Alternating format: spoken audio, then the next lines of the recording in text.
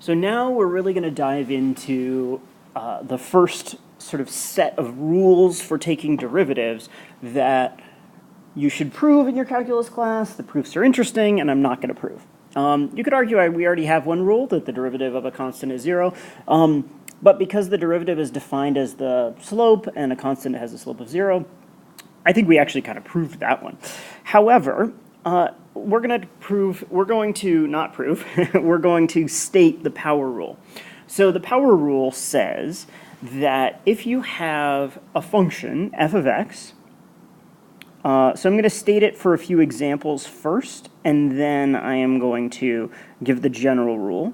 So if you have a function f of x, which is, let's say, x cubed, then its derivative is 3x squared. Okay.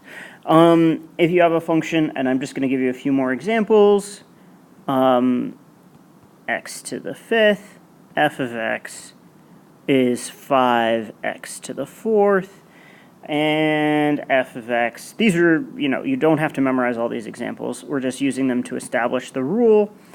F of x is 8x to the 7th. So what you can see here is that whichever your function, let's start with x cubed, the exponent is multiplied in front, and then the exponent is reduced by 1. So you actually subtract the exponent by 1. So this x to the 5th becomes 5x to the 4th because you take 5 minus 4. So the exponent, you subtract 1 from the exponent, and you take the exponent and multiply it by the original function. So let's state that in its formal terms. So if we have a function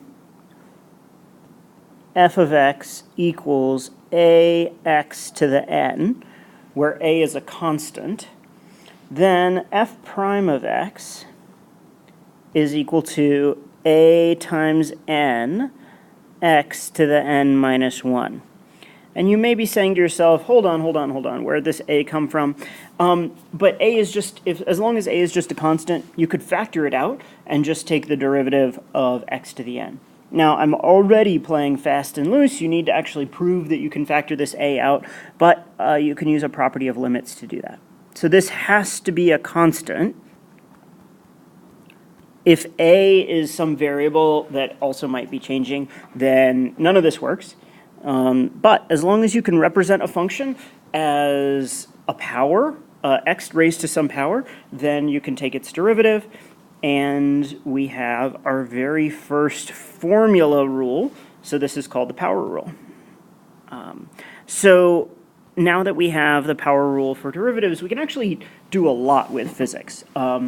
So quite a bit of the AP Physics C mechanics exam will deal with power functions or very simple changes to a power function. And so you can be of good cheer that even though there's a lot of calculus in the world, you've already got a pretty good foothold with just this one rule. There will be more coming in the next video.